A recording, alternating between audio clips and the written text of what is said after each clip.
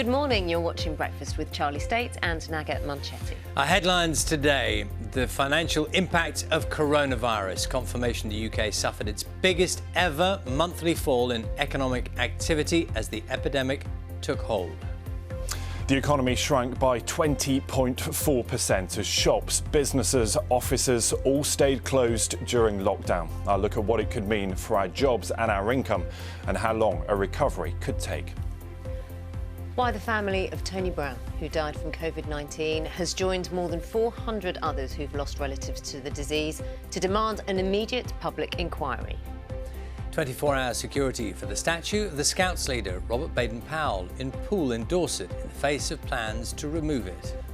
Good morning. Golf does its bit for the Black Lives Matter movement. Some of the best players in the world pause to mark the death of George Floyd as the professional game returns.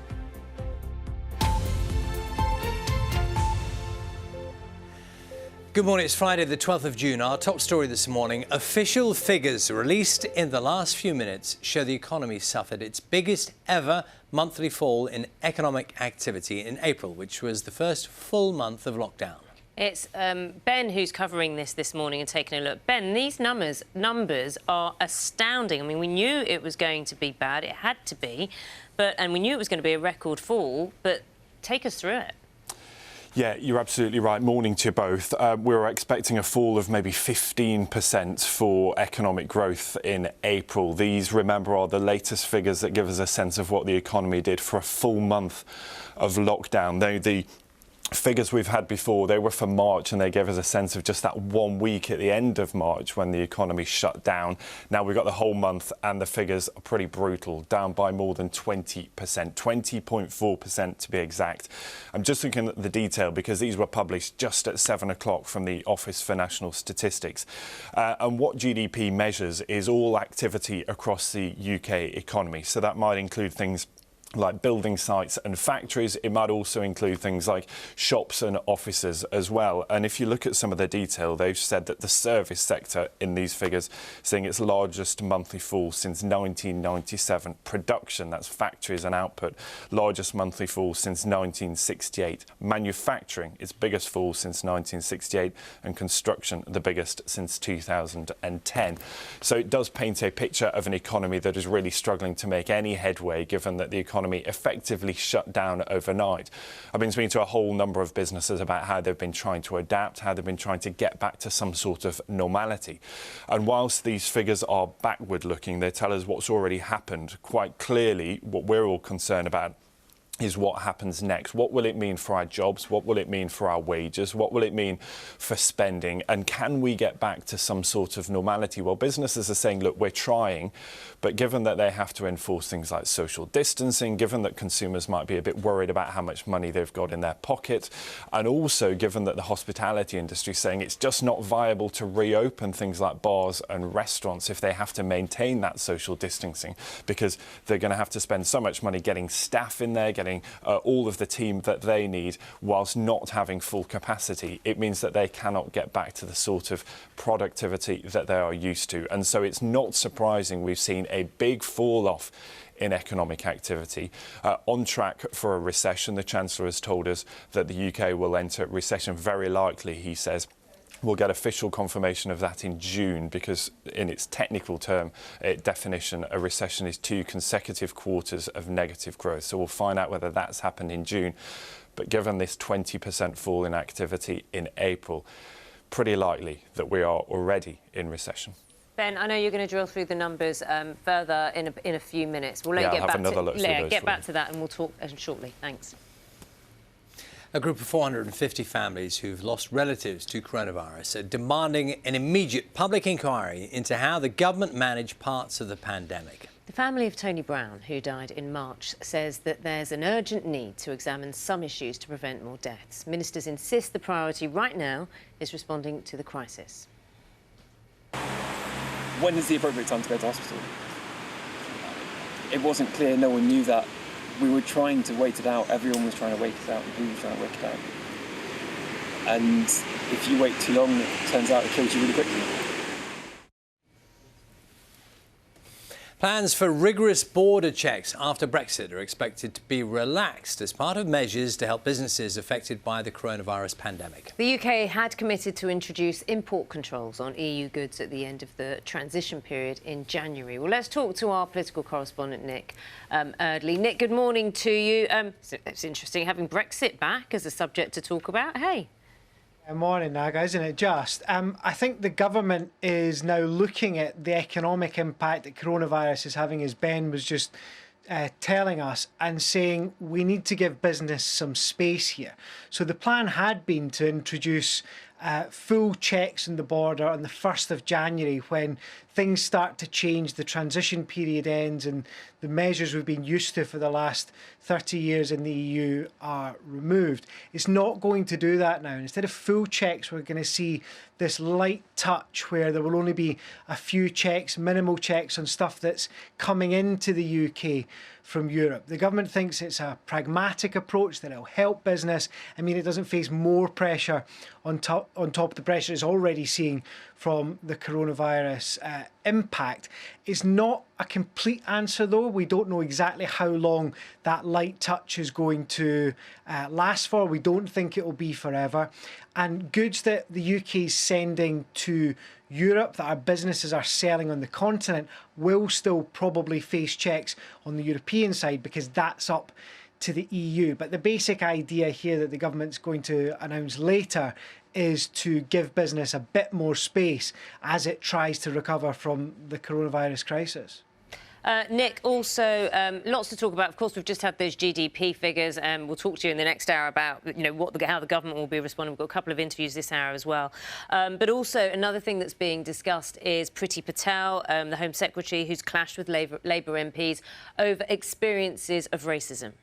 Yeah, that's right. So Priti Patel, the Home Secretary, was up in the House of Commons earlier this week talking about the Black Lives Matter protest. And she'd faced some criticism from Labour MPs for the way she'd handled it. And she basically said, well, look, I'm from a Ugandan Asian background. I faced racism when I was growing up. So, don't tell me how I'm supposed to respond to this. It's caused a row, basically, because Labour MPs, 32 of them, have written to her saying, we don't think you're taking this seriously. The fact that you have experience of racism doesn't mean that you are an authority on everyone else's experiences of racism. Priti Patel doesn't seem to want to budge, though. She's saying that she won't be silenced and she won't be lectured by others. It's turning into quite a political row, this one, and it's not really clear to me how they're going to agree on it, so it could rumble on. Nick, thanks very much. Speak to you in the next hour. Barriers have been put up around a number of monuments in London, including the cenotaph and a statue of Winston Churchill, to try and protect them ahead of further planned anti-racism protests this weekend. Meanwhile, 24-hour security has been placed on a statue of the Scouts founder, Robert Baden-Powell, in Dorset until it can be safely taken down. Nick Beake has more. A show of strength for the first Chief Scout. In Poole, admirers of Robert Baden-Powell stopped the temporary removal of his statue from the quayside. When anti-racism campaigners put it on a target list, the council had wanted to take it away, fearing it could be attacked. I think whatever Baden-Powell's beliefs were in the past, he's also done a lot of good, and we cannot obliterate history. It's really important that we learn from mistakes of the past. By pulling down history, by destroying our history, no one can learn from that. That's a sentiment shared by one government minister. You cannot escape history, and I think it would be fundamentally dishonest of us to, through removing statues and airbrushing out history, to then pretend that all was well. Do you know, totalitarian regimes do that.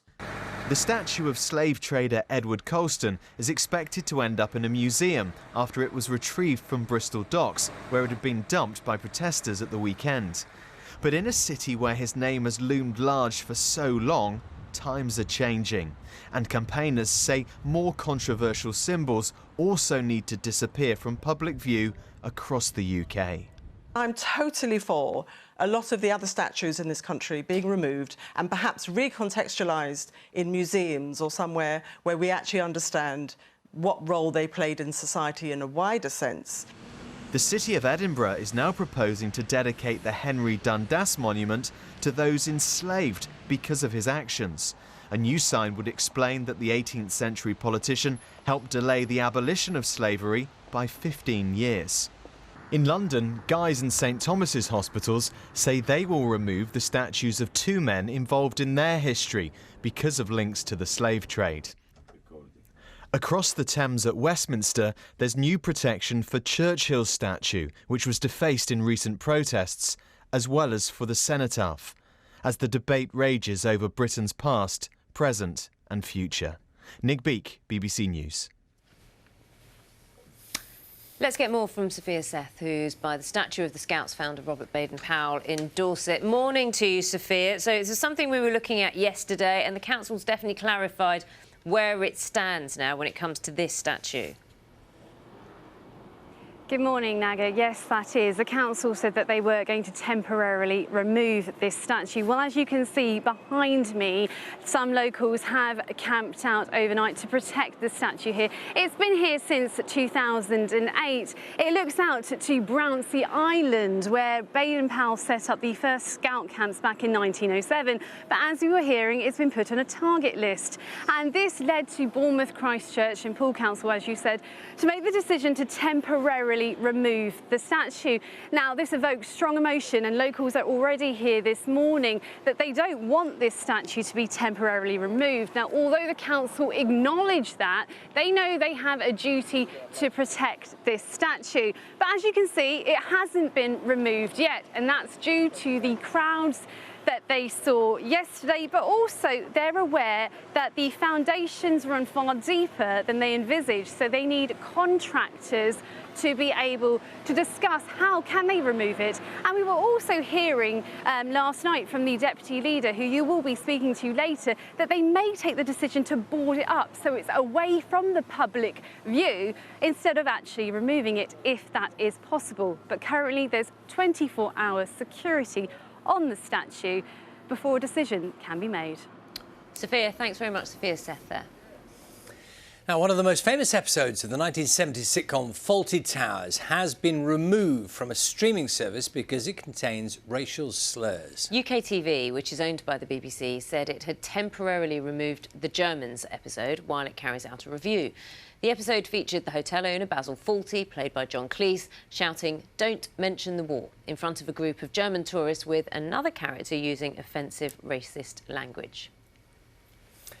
Time now is 7:14 Friday morning. Let's go back to our main story this morning. The breaking news: the UK economy shrank by 20.4% in April. That, of course, is the first measurement in a full month of lockdown. Now, Ben has been going through the numbers, seeing how they compare. And it's interesting because we don't usually look at a monthly figure, but because lockdown came in March 23rd, April's the first full month, obviously, calendar month, of lockdown. The impact this is going to have is showing just how the virus has reverberated around the economy. Yes, you're absolutely right. And we should remember this is sort of a rear-view mirror look. It tells us what's already happened, but quite clearly attention will now turn to how long the downturn lasts, what it means for things like jobs and our income, and frankly, what we do next as an economy. So just confirmation of that headline figure, the UK economy shrinking by 20.4%. in April, the first full month of lockdown, a staggering figure, more than was expected. Most analysts I've been speaking to thought the figure could be closer to 15%, so actually coming in much bigger than initial forecasts. And I've just been crunching some of the numbers. It's the biggest fall the UK has ever seen as far as economic growth is concerned. It's actually 10 times the largest fall ever seen in a month before the coronavirus outbreak. And so it gives you a sense of what the economy is contending with. And on one hand, no great surprise, because, look, we all know that businesses had to shut overnight. So that's absolutely everything from construction sites to factories to shops and offices. Yes, some people could work from home, but maybe they're not being as productive as they might be at the office. And some businesses simply couldn't operate. So many of those staff were furloughed, the government paying some of their wages. And so as a country, we simply weren't producing what we were before. In fact, the economy in April, 25% smaller than it was in February before the crisis hit. And so that gives you a sense of how that economic growth just fell off a cliff. If you look at the detail, the areas that were most badly affected were things like manufacture of cars, construction of houses. And given that international travel and ports and borders were shut down too, imports and exports really struggling, because we know that as an economy, domestic demand is very important, but quite clearly what we make in this country and sell overseas also hugely important for that wider economic growth picture. And now, so as I said, attention will turn to what happens next. On Tuesday, we'll get the latest unemployment figures. They will give us a sense of what that means for all of us, you and me, about our jobs and our income. So we'll get a sense of what businesses are thinking about what happens next, whether they've had to lay off some staff to contend with this. And I've been speaking to all sorts of businesses over the last few weeks, and they tell me the problem now is that they don't have any clarity about when they can get back to normal. So many businesses trying to reopen, but so many questions still unanswered about when they can get back to some semblance of normality. So 20% fall in the economy and economic growth in April.